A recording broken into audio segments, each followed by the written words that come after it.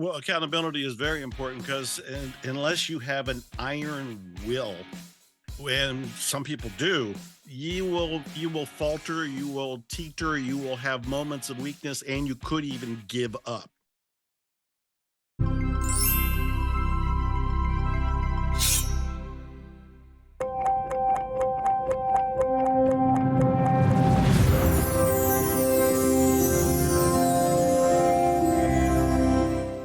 Hello and welcome. You've landed on Zero Limits Living.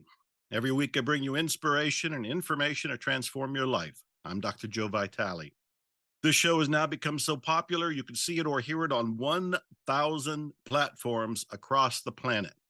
And that includes Roku, Apple TV, Amazon Fire, and probably anything you can name. I'm making it easy for you by putting all of the episodes in one place. You can go online to ZeroLimitsLivingTV.com, ZeroLimitsLivingTV.com. You can binge, watch every episode, and sign up to be notified when I post a new episode every week. Also, be sure to check out Miracles Coaching. Coaching is trendy right now. It's a buzzword, but I've been doing it for 20 years. I started Miracles Coaching maybe 20 years ago. Go to miraclescoaching.com, get your free consultation. It's a system that works. It's been trademarked. It's been proven, but find out with a consultation what it's all about for you. Also, as you know, I have a new program called mentaltimetravel.system.com. I know it sounds Twilight Zone-ish, but it's actually a psychological and metaphysical program to help you transform your past, let go of what you might be carrying around so you have more energy in the moment. And out of this moment, you can create a future that you have been longing for and you desire and you deserve. And then finally, as a reminder, I am an author. I've written 80 some books, and my most recent one is called Unexpected Kindness. And it's already been a bestseller. You can go to unexpectedkindnessbook.com to learn about it, or just go to Amazon and grab it now while you're thinking about it.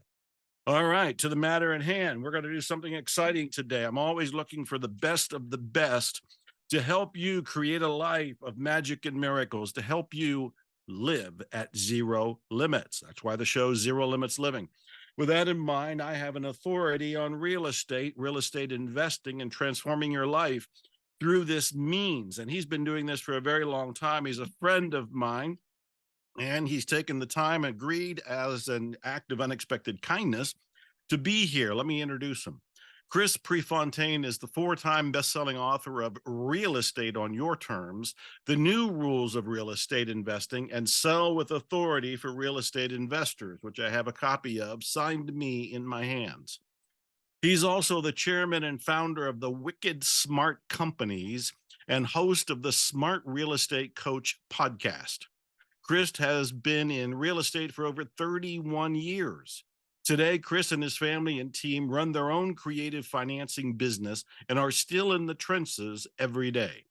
Their main focus is helping students across North America plan their escape from their W-2 jobs by getting into the trenches and doing deals with them.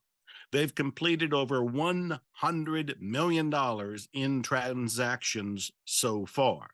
He's also got a free book, free giveaway at wickedsmartbooks.com/zero limits. But we'll mention that again a little later. Chris, are you there? I am. It's so good to see you again. And thank you so much for having me on. 80 books. I just smile every time I hear that. It goes up every time we talk. That's because while you're doing something else, I'm writing another book. I've got more coming out. In fact, it's over 80 at this point. I've lost track myself. Wow. So thanks for making time. So I always like to ask a question that probably throws most people off, but it won't throw you off. And that is, what have you been doing today? What's your day been like? What have you been up Literally to? today? Yeah, today. It won't throw me off because I took a trip at 5:30 this morning and I drove to my naturopath, who I see once a month, to be proactively healthy. I love it. I love it. Why naturopath as opposed to conservative Western medicine? Yeah, I've been seeing this naturopath since Nick's, my son Nick's head injury way back in 03. And so then I fell in love with the guy because he's very, very proactive, meaning I go up for treatments. I don't need to go up for treatments. I go up for Fango and acupuncture, Yeah. proactive stuff, Yeah. preventative stuff. So that's, I don't know of that being offered by other docs. No, I do the very same thing. Just as a side note, and this is probably useful to somebody watching or listening. Yeah. I do the preventative approach as well. Except for the time period of the pandemic, I was doing weekly acupuncture, weekly chiropractic, weekly massages, not because I was injured, but because I wanted to feel great. You bet. I wanted to feel great every day. I wanted to be at my best so I can write 80 more books on top of the 80 already out there. So I'm with you, and I think that's a very smart way of doing it. Just no wonder. What is your company called? Smart something? Wicked smart. Wicked smart. It's not just smart, You're it's right. wicked smart. Big difference. There is a difference there. So, Chris, if you were on an elevator with somebody you've never seen before, the elevator stalls for a minute there and then you're suddenly stuck. What is your elevator pitch? What do you tell people you do? Yeah, thank you. Wicked Smart teaches and wannabe investors and investors how to buy property around North America without using banks, without signing their name personally. And in this market right now, this couldn't have been better timing to talk about, really. So thank This you is for wild. This is wild. You already got my attention. As long as I've known you, I don't think I've heard that particular elevator speech. So you are helping people, you're teaching people how to do this, and they're not putting their own name or signature on the bottom line. You bet. And I don't know if you remember my story, but the reason I did that is I had literally no choice after the '08 crash, which took me mentally 4 years to get out of that mind trap. But by 12, I was doing that because I had no money, Joe, no credit, no money. So I had to figure out a way to acquire real estate if I wanted to play in the game still without doing the banks. And I learned the hard way when you sign personally, when things go sour, not a good time. Not a good time because Wow. they come after you. All right. So let's back up. Were you in real estate before '08? Oh yeah, I've been in real estate since, I'm going to date myself now, Yeah, but go since ahead. 1991. I thought you were going to say 1903 or something. 1991. Yeah, that's For fine. you and I was yesterday. Yeah, I know. I know that was the last century, but it was like yesterday. So, how did you get into real estate to begin with, going Yeah. back to the beginning? I hung out in a family company that was a welding supply business in industrial gas, nothing to do with real estate. But my Mhm. dad would build his own brick and mortar buildings. He had like 5 branches. And when I was really young, I remember like it was yesterday, he said, I started asking about his buildings, and I think I was like 10. And he said, yeah, I build them and then I lease them to my company. And I'm thinking, but it's you. You're the same. I couldn't understand it. When I started to finally understand it, I thought it was really cool. And then he hung out with a lot of real estate people. So I just kind of networked around, I was always around it. And so Mhm. in '91, when he sold his company, I went off and did my thing in real estate, which was at that time building homes. Interesting. So you kind of grew up in the family. It was in the environment. It was around you. Absolutely. Yeah. Okay, and you absorbed all of that, and so you understood that he was buying the property, but what, leasing it back to himself or to his company? His company, exactly, which I do to this day, but I didn't know how to do that back then. Yeah. Well, these are the little things everybody needs to know because I wasn't taught that kind of stuff either. It's Right. thinking like a corporation, thinking like an entrepreneur, learning how to put the value into a corporation rather than into your personality. So when you got into this whole real estate business, did you do well in the beginning? Well, so there's been some major market shifts, right? So when I built homes, I didn't know it. I was in my 20s. I was naive. You're going to like this story. I don't think I've told you this. Earl Nightingale. A lot of people go, who's that? Okay. I was listening to a cassette on the way to one of my dad's branches. And he said during the Depression, this gentleman went around and put a sign in people's yards because nobody was doing real estate. And he asked them if he could try to sell it with a sign. I thought that's a cool idea. So when I got home, I did that same thing and tied up a bunch of land and tied up with a builder who would build the package, but nobody got paid till the whole house was in and done. And I don't know if I could even ask vendors to do that now, but in my 20s, I said, I don't know, it sounded good on tape. I'm going to run with it. It sounded good on tape. Well, there's a couple illustrations there. One of them was you were into self development because you were listening to Earl Nightingale early on. Yeah. Earl Nightingale, for those who don't know, he's passed away, but he started one of the greatest self improvement audio companies back in the '60s, and that was Nightingale Conant, Nightingale Conant. I think it's nightingale.com is the website for their programs. And I too, I would go to the library and I would borrow cassettes Yeah. from the library so I can listen to them in the car as I drove around doing my appointments and attempts to survive. Yeah. So, so did you have some early successes or were there some early challenges? Yeah. So the building business went well until I got a little, I'll say, comfortable and cocky. And about 3 or 4 years in, by doing these single spot building, I called it, one house at a time, I Mhm. thought, well, let's do a subdivision. Wrong thing to do because now you get a whole set of new circumstances and overhead and roads and everything else. And so that really, I won't say put us on it, but that made us say, we're not going to do this any longer. Yeah. And so I had success until I get hit with a subdivision. And then I went out and bought a real estate franchise, which was new for me. I was never a broker in the broker world, like in the real estate agent world. I bought a Mhm. franchise in 95 ish. Mhm. Interesting. So you were doing single homes and then all of a sudden you had the wild idea. What prompted you to do a subdivision, which sounds Well, like you, you're gonna you build your get, own city is what it sounds like. yeah, you get fat and happy, right? Financially. And so I thought, well, that'd be a cool idea, but that sucked up a lot of, you're building roads and it's a whole different animal. So Yeah. that wasn't a fun thing to do. I wouldn't do it again. But you did do it. You did Yeah, we complete did it. it. Yeah, we Uh, did it. We wound out of it. We built like three-quarters of it, and then another developer came by and gladly bought us out of it, and we left. Okay. So did you continue with homes or did you go into buildings, offices? What? No, from there, I put the broker hat on, went and got my license, did my time at a brokerage so I could go be my own broker. And Mhm. then I had one goal though, Joe, at that time. It was to, everybody said, you can't sell a brokerage. Like once you're in it, you're in it. I said, no, no, I have one goal. I want to sell this like within 5 years. I did in 2000 to Coldwell Banker because we were doing so much volume. They wanted to grab us, for market share. Interesting. So you're illustrating a couple things that we got to dig underneath and find out the principles for. And what I'm hearing is you set a goal. You set a goal that you were going to sell that in 5 years.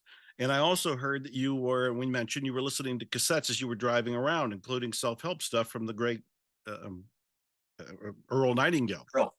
And so what prompted you to go into that self search? What made you go inside and start doing the searching Yeah, you and know what? No learning? one's asked me this in a long time. And as you just popped the question, I thought of what sparked that. I was sitting in my father's company back in, gosh, this would have been college or high school. And an old elementary school teacher walked in and handed me a tape from Amway Corporation in the 80s. Uh-huh. And that got me listening to tapes. I haven't been asked that in a long time, but that's what got me into it. Wow. So you listened to an Amway, which was multi-level marketing, and I guess Yeah, they're still around. I don't even know. I haven't heard their name in the longest time. back in the 80s, I did. Okay, but you didn't go into Amway, or did you? No, I did with him for a little bit. He was my like second grade teacher. Yeah, yeah. And was he a kind of a mentor to you? I wouldn't call him, but there were people that I met through him that were, yeah, they helped me get in front of the personal development. See, one of the things I do in these interviews is I'm fishing for the secrets to success. I'm fishing for that recipe that makes results happen, the kind of results we like. And Yeah. more often than not, there have been people in everybody's life, including mine, that were there as mentors, as encouragers, as guides, if not coaches. Did you find that you had that as well? I mean, this guy gave you a tape, yes, but Yeah. what about the rest of it? I remember distinctly when you said like a guide or a mentor, Yeah. I would look forward to getting out of high school and then in college and going to my father's office and sitting for about an hour and he'd be positive, uplifting goals almost weekly. And that went on. And I remember I couldn't wait to get out to go do that. And then I'd work instead of going doing other things that people did back then when they were in high school and college. Your father was doing the goal setting? Yeah, he would help me do that like weekly. And what taught him goal setting? He took over. He was like second generation from a tiny little company from his dad, and then he grew it really big, biggest in the area. So I don't Mhm. know back then if he had some of that. I just know he was driven and always an entrepreneur. Always had several businesses. When back like you referenced back when you couldn't rub two nickels together, right? So he Mhm. did that way back when. Ran a gas station, ran this company he was building, took over his father's. He did all that, and so I don't know where that started, frankly. Okay, so you absorbed it though, and you also saw him, and you also seem to enjoy it because you look forward to going there and watch him do the goal setting. Right. When he was doing goal setting and you were learning goal setting, and you're probably no doubt doing goal setting now, what have you learned works with goal setting? How do we set a goal that actually gets results, whether it's in real estate or in some other business? One word comes to mind. I love your thoughts on this, but accountability. And here's why I say that. Yeah. I can set anything I want, and it sounds nice and fluffy and fun. But when life happens, because it does, the curveballs, the challenges, on the other side of that, sometimes we just don't see it. And so when I think when the accountability factors in is when someone can be there with you, right, locking arms with you, and you give them permission to hold you accountable to what you just committed to. Because when the Yeah. times are tough, you're gonna probably need them from an Yeah. accountability standpoint. That's one word that comes to mind. I love your thoughts on that. Yeah. Well, accountability is very important because unless you have an iron will, when some people do, you will falter, you will teeter, you will have moments of weakness, and you could even give up. Right. I have found that you get better results if you've got somebody who believes in you, for one thing, almost believes in you more than you believe in yourself, but also is encouraging you and checking on you. That's the word accountability that comes up at that point.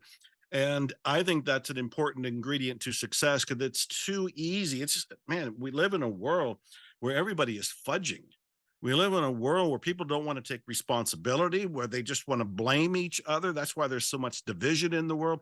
So most people don't even start to take action, whether it's in real estate. And if they do start, all they need is a bump in the road and they go, I quit, I or agree. this doesn't I work for agree. me. And this is why I do agree. Setting goals is very important, but also having some sort of cheerleader, accountability partner, somebody in your corner.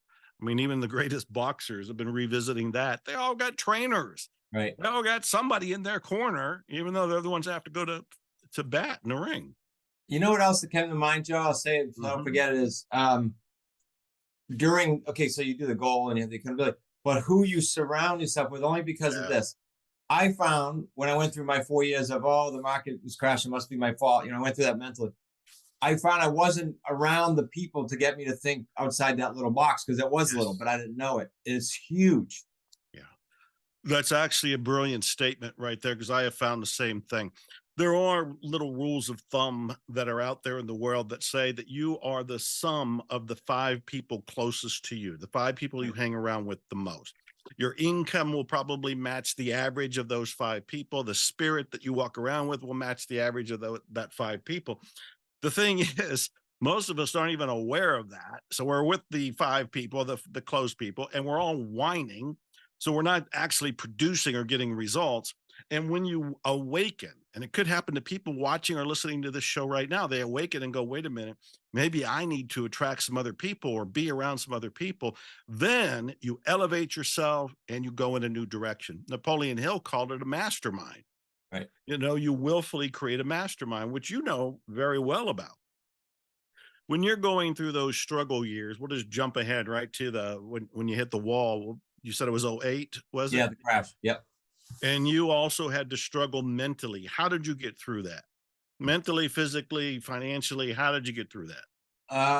I'll start at the beginning. So I was living. You visited us. You spoke at one of my Yes. events, and you saw Newport. So I was living in Newport on a 2.5 acre lot, looking over the harbor. Very rare. Mhm. When that happened, I a lot of people told me you got to sell that and you got to downsize and you got to get things back in order. My ego wouldn't let that happen. So I tried Mhm. to hang on longer and longer. Finally, when I let it happen, when Kim said, my wife, I found a 1 bedroom apartment. So now picture house with many outbuildings, 1 bedroom apartment. I want to show you it. It was a wreck. And she said, we're going to fix it up. It's going to be great. We're going to have fun. And 1 bedroom, 900 square feet.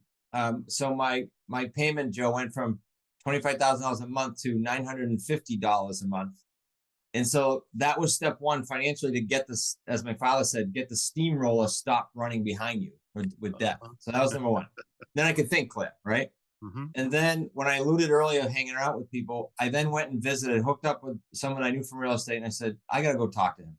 So when I told him what I went through, speaking about who you hang out with and how they make you think, he literally chuckled and then told me everything he's been through in his career because he's ahead of me age wise, and made me seem like the stuff I went through was absolutely nothing. And he said, "Look, You didn't take the market down. You stay with it. You communicate with people, and you'll be fine. You just tell people, I'm going to be here for the long term. So he got my head out of the sand, really. Him and a bunch of people I hung out with got my head out of the sand. But it wasn't easy. I blame, right? Right.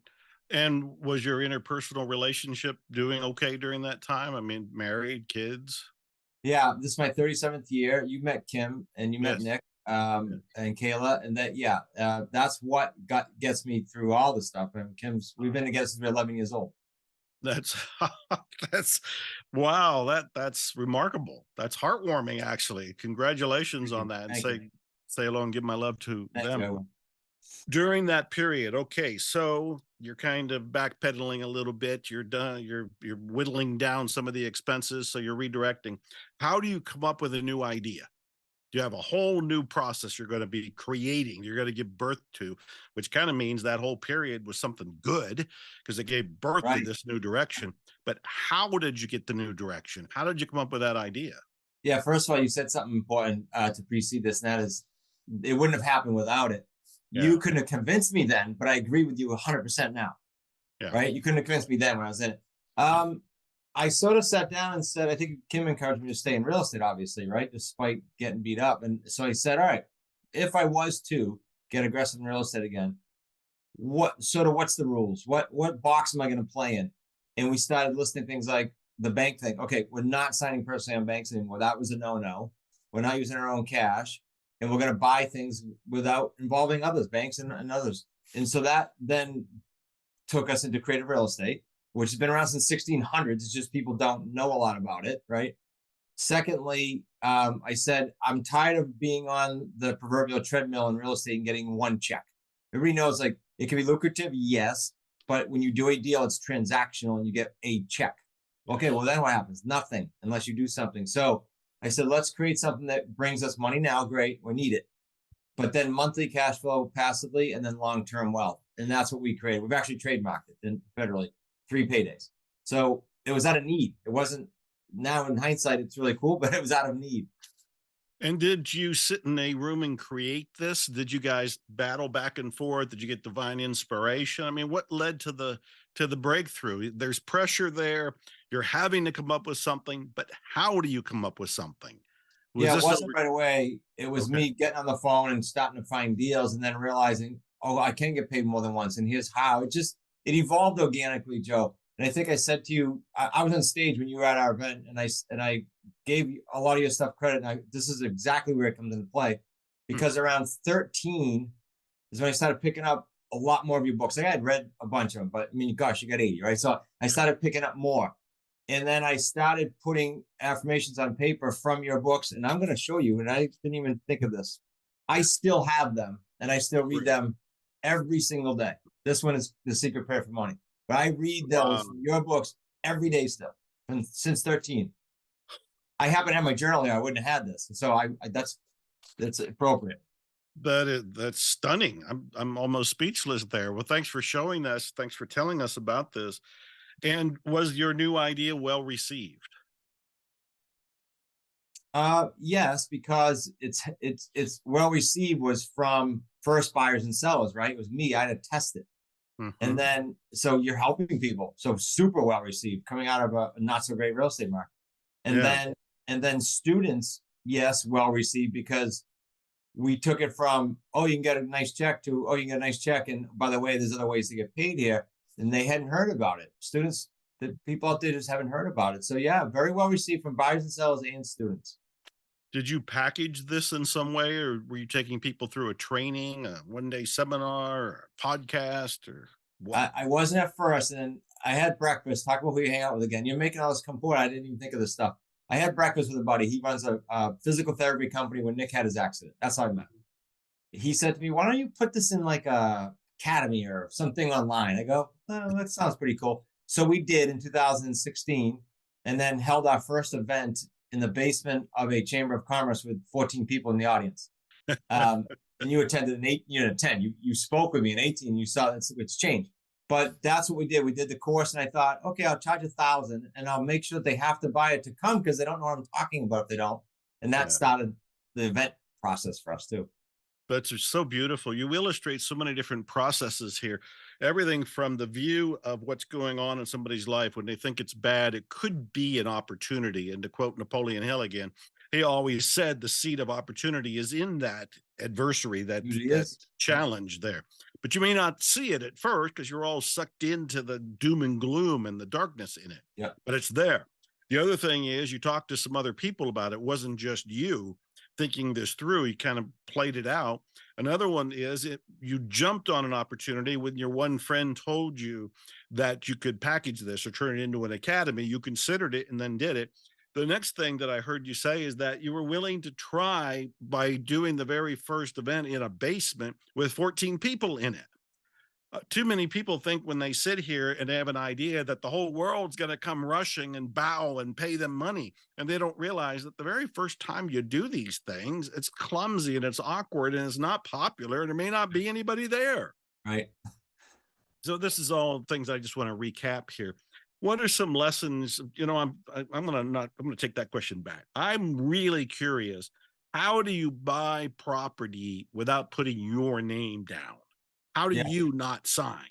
So and I know somebody watching or listening right now has been going, I want to buy a house or I want to buy land or I want to start real estate. How do I buy it when I don't have any money? I don't have any credit. And now Chris is telling me I don't have to sign my name. What? Yeah. Yep. I want to give this context. This answer is a really good question. I said earlier very quickly, 1600s. It's been around since I said, Yes. and I just left it. I used to say, because I read a book that said they were doing lease purchase, which doesn't require a bank, and owner financing, whereby the seller becomes the bank and you pay them. Mhm. I read it in 1800s. That was like in an old Vanderbilt or something book, not a Vanderbilt, a Carnegie book. Then I was on vacation 2 years ago or so, and I read Anderson Cooper's new book right when it came out. I think it was about 2 years. And it was about the Vanderbilts, who, if I look out my window, that's the row of mansions on Bellevue Ave. That's where it was. But he went all the way back to the 1600s and talked about his family generationally back doing owner financing and what they called master lease purchase before banking. That's Wow. pretty cool. So the answer is that. The answer is owner financing or lease purchase. My building, Joe, which you didn't see when you were in town, was bought owner financing. I did not go to a bank. And to buy a commercial building with a bank is grueling. The underwriting is grueling. So I did it with owner financing, meaning I pay him every month. He had no Yeah. debt on. I make payments to him. He's the bank, the seller. And why would an owner trust you? Yeah, this is a biggie. So, okay, there's trust, and then why would they do it financially, right? Okay. So, okay, so why? Let's do why would they do it first? Because really, if you solve their issue, the trust thing comes, right? We're trying to solve someone's challenge that they can't get in the conventional market, or help them accomplish a goal, because it's not always a stressful thing.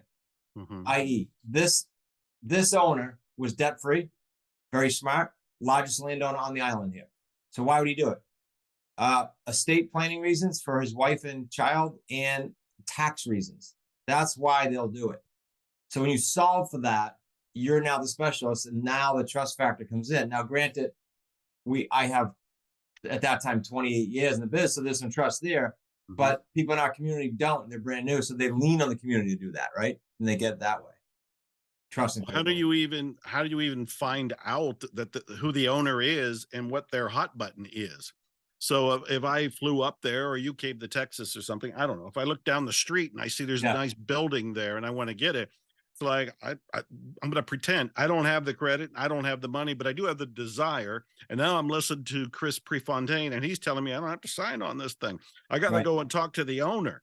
First, I got to get an appointment with the owner, and then second, I got to find out what his desire is, how motivated he is, and Yep, then third, I got to convince him. Well, give it to me. I'll buy it. I'll pay you. Trust me. yep. How do you do that? Usually the conversation goes like this: building, house, doesn't matter. We teach mostly single families, but doesn't matter what the asset class is. Mhm. Um, Mr. or Mrs. Seller, if I was to get you to your price you're looking for, are you open to doing that on a lease purchase or owner financing? And usually, depending on this, what I know about the property or them, and usually we can net you more than you would get by selling it today. Now, so if they're open, that's number one. I usually want to know why they're selling it. If you just ask questions, why are you selling it? What if it doesn't sell? Questions like that will tell you the whole story within minutes. So it's never convincing. It's yes, I'm a valid buyer for you, or you found out in the questioning that they need their cash to move on to another building. I Mhm. say I'm not your buyer. Very simple. It's a simple conversation. So you I just have see. to find out if they need the money to move on or if they want to maximize their money and hang out a little while Mhm. longer. Well, there's one other dark corner here I have to shine a light on. If somebody is trying to do this and they don't have any credit and they don't have enough money to buy it outright, it seems to me that they probably don't have any money. How are they going to promise that they're going to make payments on the property when they don't have credit to begin with, which kind of suggests something was screwed up along the way and maybe they don't even have income right now. Right. What am I missing in this piece of the Yeah. puzzle? So especially in the single families, which is why we teach that, especially when they're brand new in that scenario you just said, brand new, kind of don't have anything. How do I start? They're going to make their purchase of that home contingent upon finding their buyer. And when in our model, when we offer the house out to buyers who need time to get their mortgage via a rent to own, the floodgates are open. There's a lot of people that can't qualify now, even more now with the banking situation. Like 82% of the population can't qualify today to get a Wow. loan in their current state. So the market's enormous for our buyers. So we're very comfortable saying, Mr. Mrs. Seller, give us 90 days or 60 days. We will find our buyer and then we will start the arrangement with you. So there's no risk. Interesting. Interesting. Okay. There's lots of levels to this that I don't understand. I'm not in the real estate business.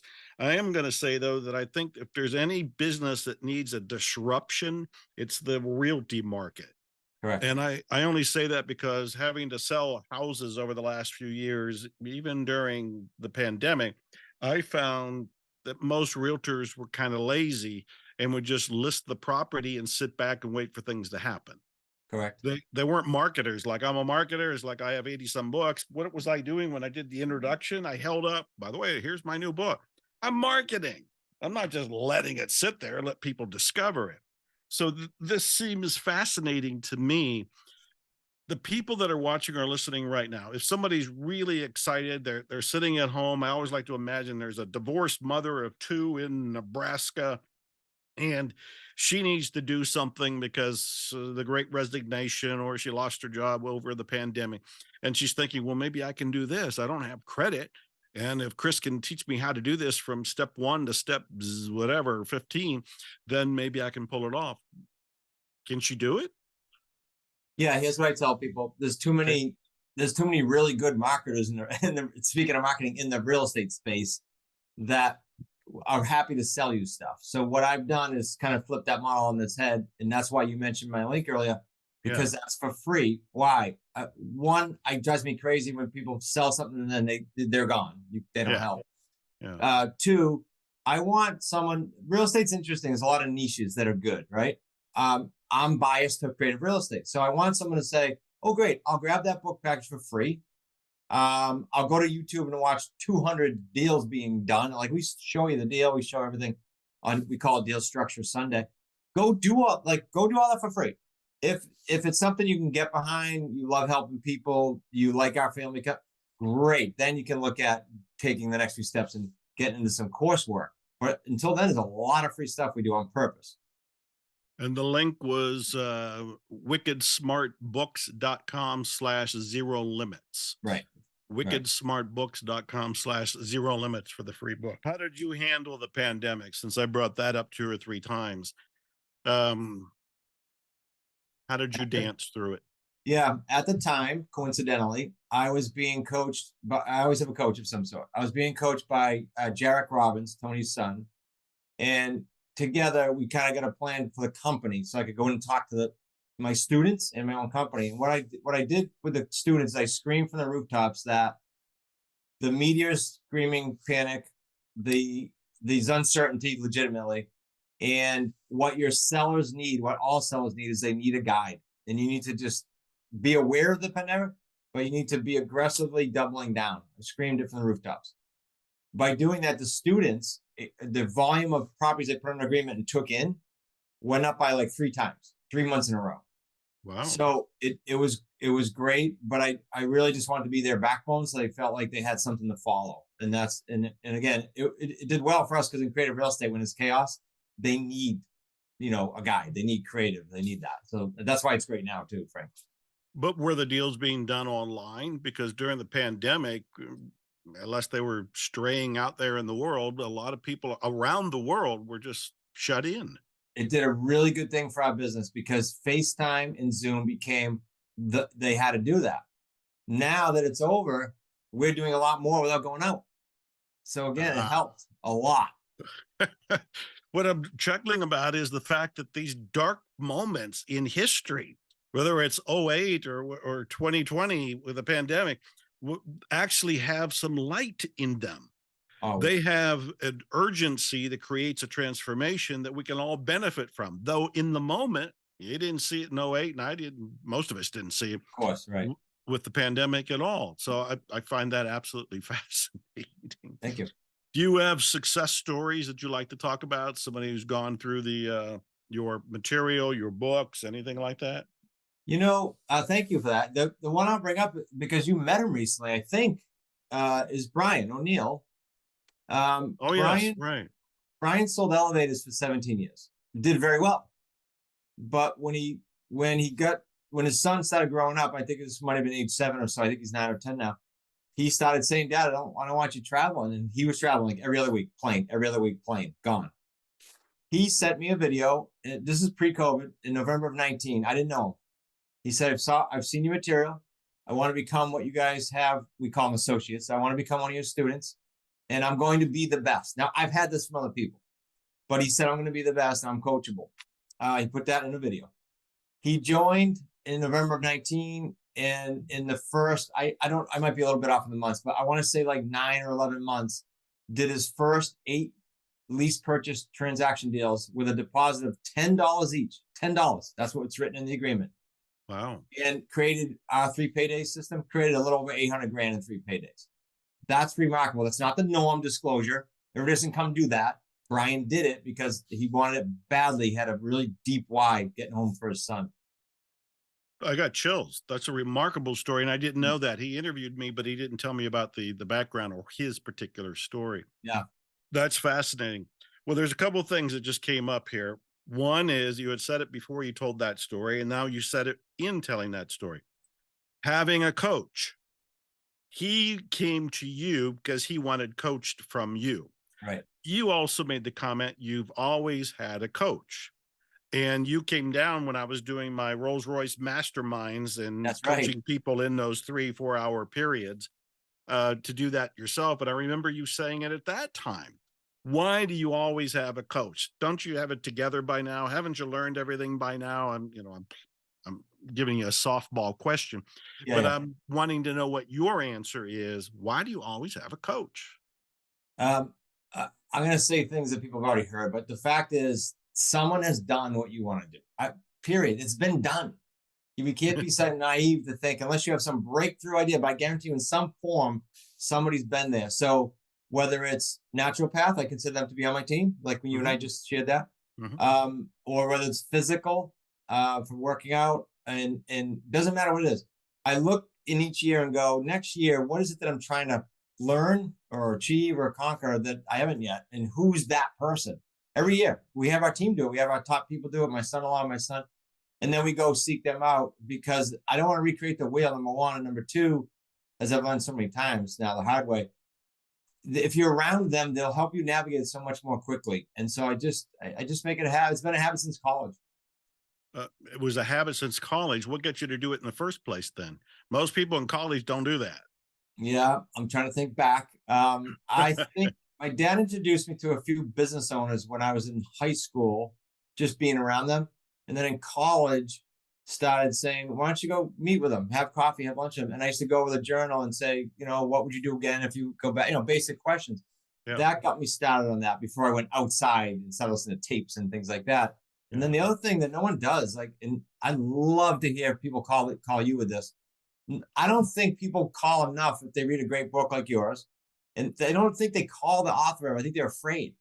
And I don't know if you get called. I'd love your opinion on this, but that's how I call. I saw your books. I'm like, oh, this is great. I'm gonna look them up and I'm gonna go hang out with them. So I don't know if you get that, but I think it's important. Well, I'm going to tell you, it's going to look like I'm marketing my own book again, but, and I am, but that's the first part of my book. When I was a kid, when I read books, I wrote to the author.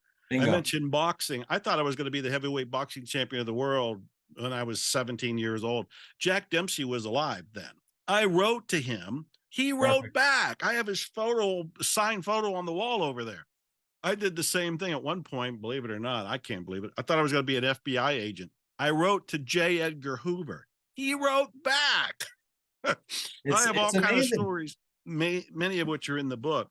Occasionally, people will reach out to me. What's even ironic is that back in the day when I did it in the 60s and the 70s, I had to write a snail mail letter, type it out, put it in an envelope, send it Yeah, me too. off, wait, maybe it came back. Today, everybody's available with email if you just sit down and do a little bit of a search. And sometimes they put it in their book in the back cover. That's sometimes they do.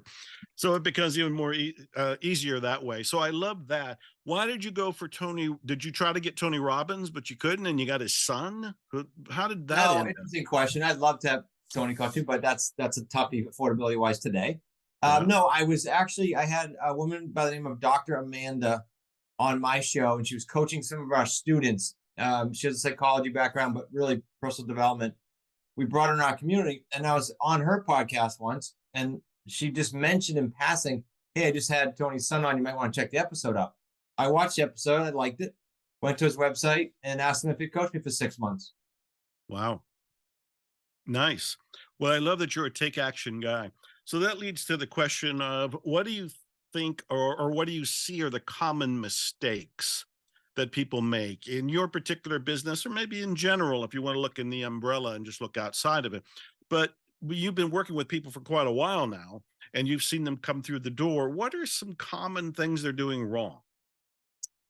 Two things come to mind. Yep. It's in our community, but I know it. I know it's life, and that is one is not in priority order. One is mismanaged expectations, and that might have been because they saw some marketing, whatever the reason is, or they're beating on themselves. But it's mismanaged expectations. It's I tried this for 60 days, 90 days, and it doesn't work. I don't know a business on the planet. I don't care what industry you're in, restaurant, real estate, doesn't matter, that you can say, I'm going to try it for a few months. So that's Right. the biggest mistake I see. They stop too short. And on Yeah. the other side of that's cool though. I mean, I've had people bear it out for a year and then hit like 3 or 4 or 5 deals. So it's super important not to cut yourself short. And then by the same kind of arrangement, stopping hanging out with the people that you and I just talked about they should hang Yeah. out with too Yeah. soon. It just takes time. Yeah. Definitely a mutual contact of you and I, Brian Tracy, was on Yes. my podcast, and I gave him my 3-year theory. Everybody should stay out of it for 3 years and not quit too early. And he said, no. He's the first one and said, no. It's 7 years, Chris. I said, why? He said, I've been broke. I've been successful.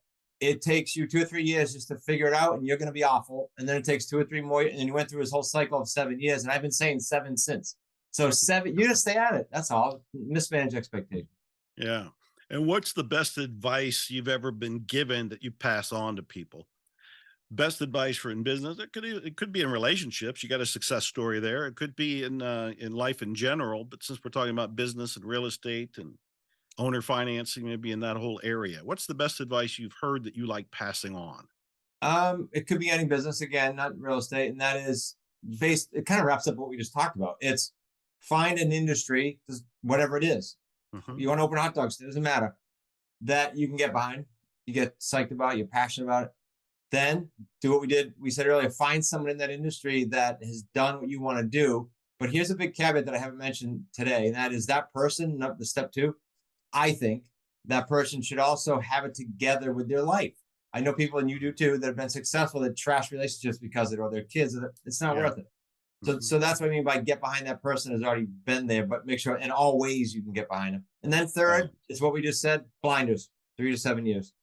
That's the best. I've repeated that a lot because I think that would be a successful formula in any business. Okay, great. That's all great.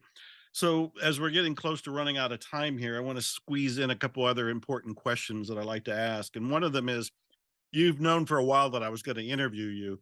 And I know that you're like me in the sense that we don't want to know what the questions are. We just want to be in the moment. We want to respond. We want to be authentic, and which is what you are and do and what you've been doing.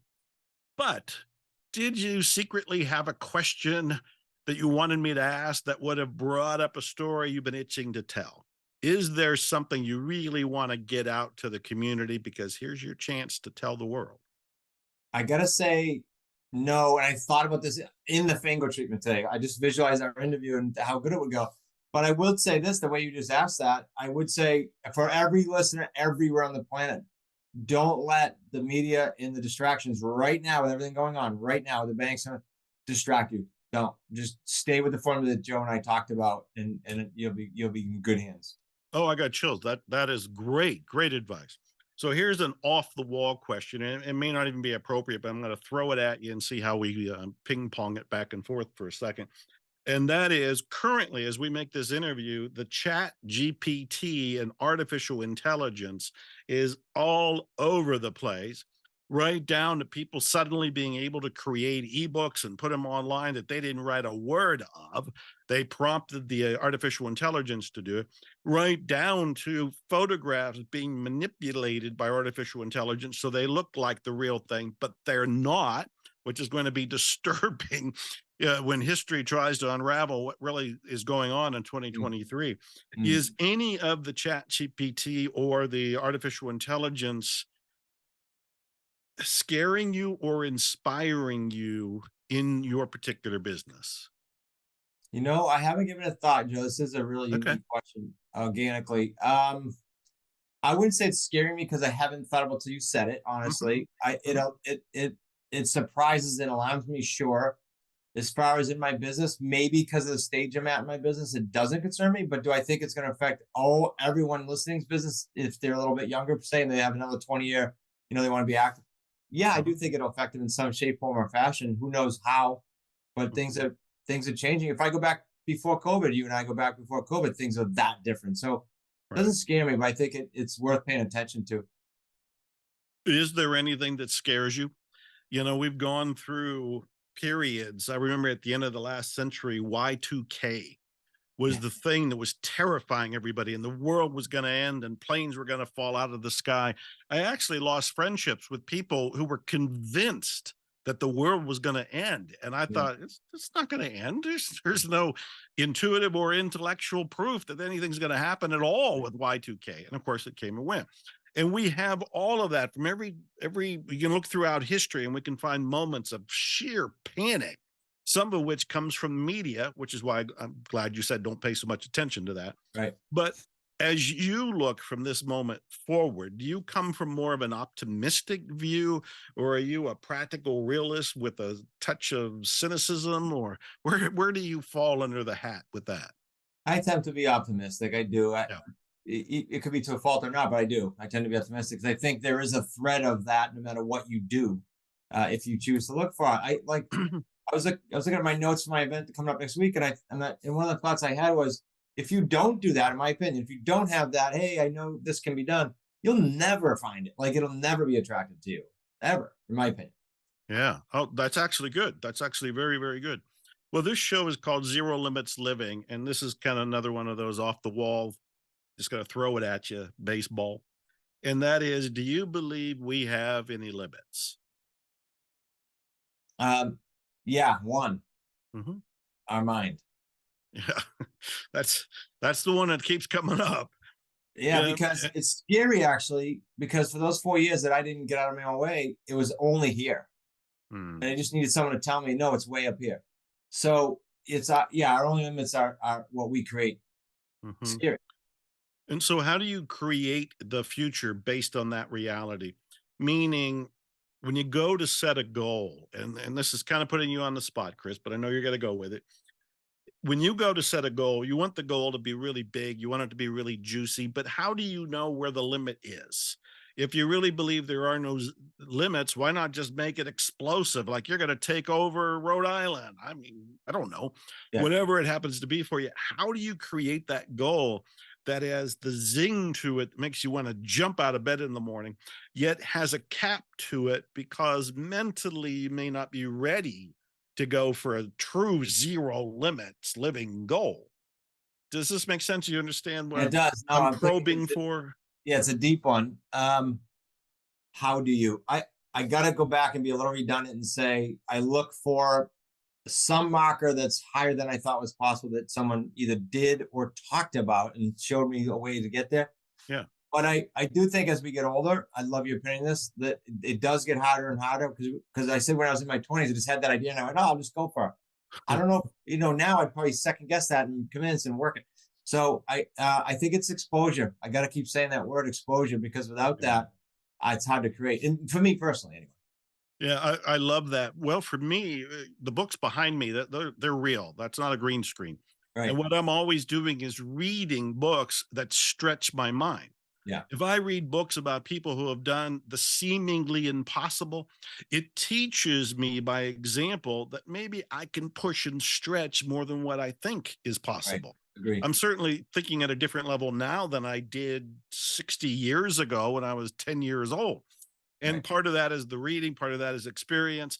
But I remember there was a billionaire who once said, if you go to a party and you tell everybody there what your dream is, and they don't think you're crazy, then you haven't thought big enough. Not pushing.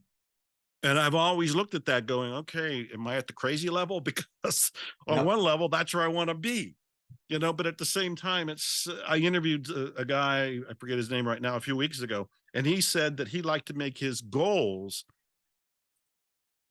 so much of a no brainer that it was almost impossible not to hit them. Really. So here we have the two sides of going for a goal. And I want your opinion on this. It's just free-form discussion, but Yeah. it could lead to an insight for somebody watching or listening. So like we want a goal that we know we're going to hit. It's like that's a no-brainer. I'm going to hit that goal. I want to lose 1 pound by next week. Got it. Done deal.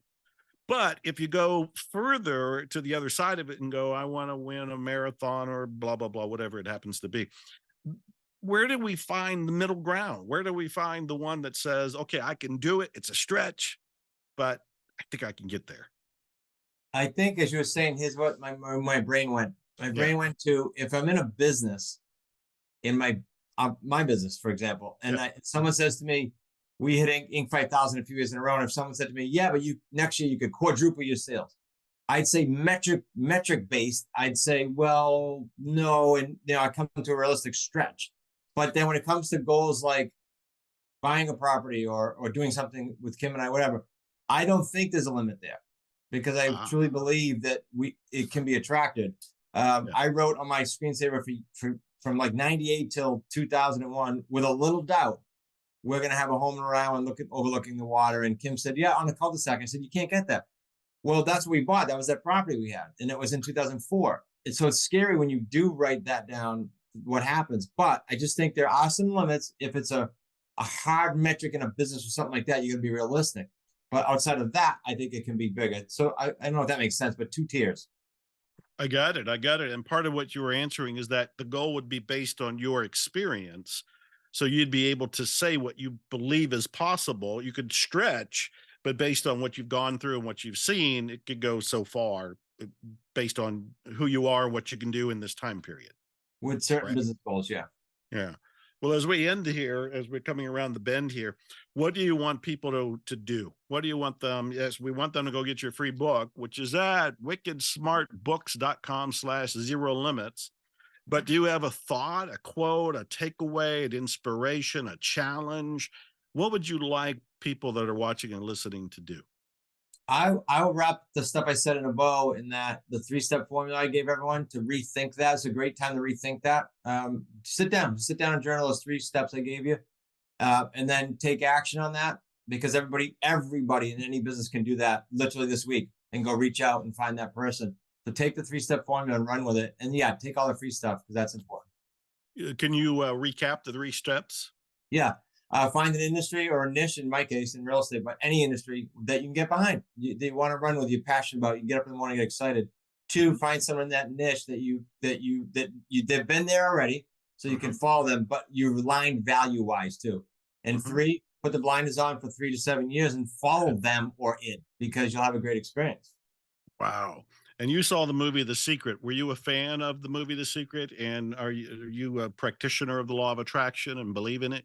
100%. That's what got me in front of you officially back in, gosh, I was in my house then. So 2004-ish. Yeah, loved it. And have read every book and chased every book, every energy wise, anything that you mentioned in the books. I just chased that book. Just go with the energy. I love it. I love it. You sent me 2 T-shirts, and one of them says "Muscle to Millions." I think. What does that mean? A Muscle to lot of millions. investors. Okay, so and this is business wise. So I think you'd agree with this. I think anyone can muscle their way to $1 million. I'm not belittling $1 million, but everybody, I think you can do a little more. You can call more. You can follow up more. You can work longer. You can get to $1 million. A lot of investors have to get there first. It's from the $1 million onward that's entirely different. But they can muscle their way to $1 million. They really can. And so that we did that one year as a theme to one of our events, like the one you came to, and that's what that means.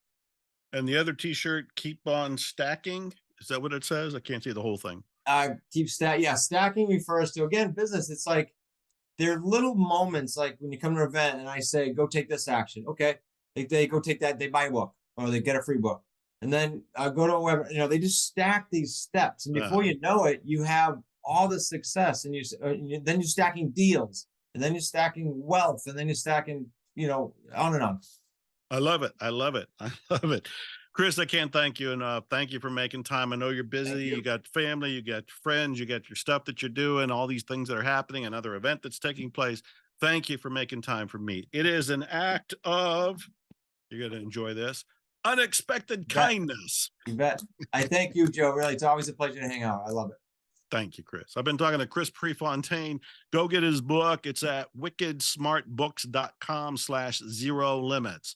I'm Dr. Joe Vitale. You've been watching Zero Limits Living. You can go to ZeroLimitsLivingTV.com to see all the episodes and sign up to be notified when there are new ones. Go to miraclescoaching.com to claim your free consultation about coaching. I started it 20-some years ago, trademarked. It's a system that works. Also, I want to thank Lux Media Studios, Candace Barr, Chris and Nick running the engineering material. Go check out my book, Unexpected Kindness, unexpectedkindnessbook.com, or just go to Amazon. And I thank all of you for watching. Go out there, believe in miracles, and expect miracles. Thanks.